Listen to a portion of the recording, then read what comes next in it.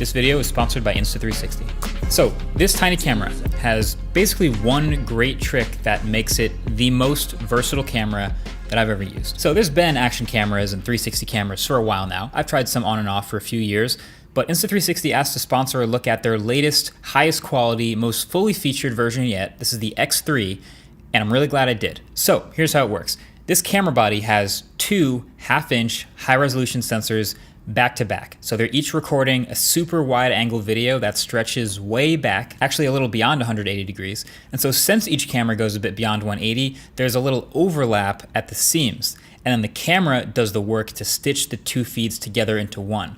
And then even better, since it knows where the mounting point is, it knows where a selfie stick would be, and it can stitch that out of the video. And then of course it knows its own exact dimensions, so it can also stitch itself out of the shot. So essentially it creates this invisible ball of 360-degree video capturing goodness, which is pretty sick. But honestly, the how it works isn't nearly as interesting as what it actually enables you to do. So check this out. You pair it up to your phone, right? You can see what the camera's pointed at, which is me.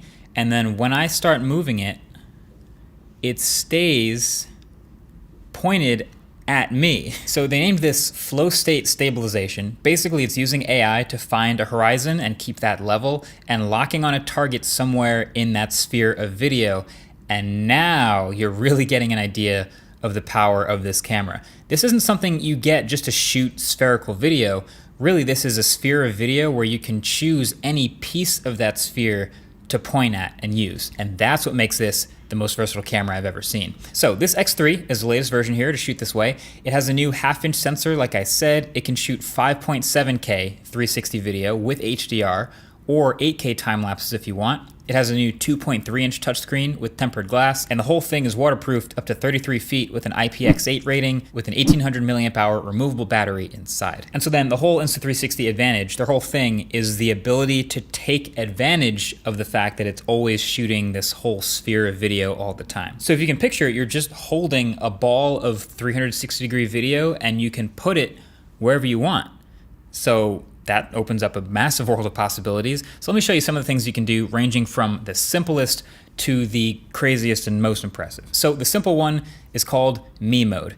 You've probably seen this one before. You can hold out the camera on a selfie stick and it tracks you and focuses on you automatically. This is already kind of wild that it looks like there's just a camera floating out in front of you. It can kind of look like a pseudo drone shot if you move it around over your head enough.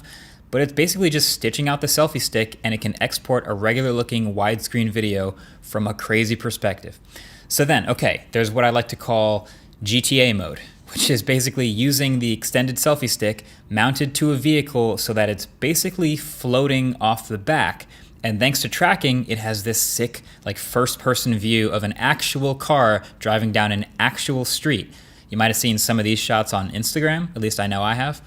I really like, though, this next one, which is called first person mode. This is something I'm actually going to start using more on the autofocus channel that we just started because, believe it or not, holding a phone in one hand while driving down the highway with the other is not actually the safest thing to do. So all you have to do for first person is put the camera either on your head or literally hold it in your mouth and then track the part of the sphere that faces forward, and boom, not only do you have a first person wide angle shot of what I'm seeing as I drive, but it's super out of the way and it's very useful. Fun fact, the other side of the sphere looks like this. Some people have called this nose mode. You might have seen some clips like this also all over the internet. But probably the craziest thing I've seen in this software is something called bullet time. This is just literally swinging this camera around your head on a string. So Insta360 actually makes a cord just for this feature. It's got a 1/4-20 screw at the end. You connect them and you swing the camera around in slow motion and it can make some pretty sweet videos, kind of an advanced selfie showing off your environment in 360 degrees. So it's a pretty complex system that's very capable, but the craziest part of all of this is that it's all edited on your phone. It's all done in the Insta360 app, so that makes it this sort of next level of accessible. I've been talking about starting a YouTube channel on your phone, making videos on your phone. You can do all of this with the camera and one app on your phone. And render times are not bad either, so just going through a clip you've shot on this camera and asking it to track something. It tracks faster than real time, which is sick. And you can do a whole sky swap of a video clip in a few seconds. It just analyzes the whole clip and then does a pretty solid, convincing sky swap. And if you think about it at all, it is much faster much faster than any Adobe app or motion graphics tool that I've tried. But the whole point is any effect you want to achieve can be done within the app. So whether it's something super complex like bullet time or just some simple reframing, just moving around that sphere of video, using keyframing, and even using the gyroscope of your phone to point at new things and adjust your shot. It all works very smoothly. No matter what, you always have the whole sphere to play with, and you can move around and create a custom video of whatever angles you want super quickly. You can get really creative with it. So this is a $449 camera and the app on your phone and a selfie stick, and that's it. That's the whole system. So I'm gonna be adding this to the arsenal for the autofocus channel for sure. There is also some accessories. There's this guy, which is a reader accessory. So instead of having to take out the battery, which is removable, to get to the micro SD card, you can just plug it straight into your phone and grab files that way. There is also a mic jack accessory. So you can plug in via USB-C, and then there's a mic jack. So things to like sort of add a little bit of production quality to this camera that's already pretty solid on its own. And there's also other smart features like loop recording, which records every 30 minutes and you can use it as a dash cam. So are there any weaknesses?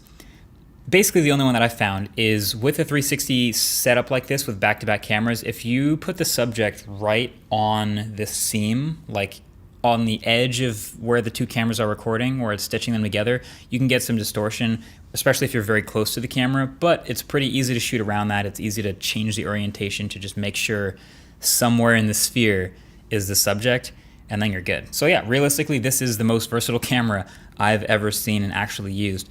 And honestly, I don't even scratch the surface of the creativity that I've seen people do with these cameras. Again, all over my Instagram feed, I've seen people like throwing this around, doing fake drone shots. I saw somebody actually throw it off of a cliff next to somebody who was diving, and it just fell into the water, but of course the sphere captured the person diving right next to the camera. It's just cool stuff. So naturally, I'm gonna be bringing this into autofocus videos, first-person driving shots, maybe selfie stick outside of the car stuff, things like that. But go ahead and subscribe over there if you want to see that stuff. I'll have a link below to the channel. I'll also have a link below to the camera itself. And thanks again to Insta360 for sponsoring this look.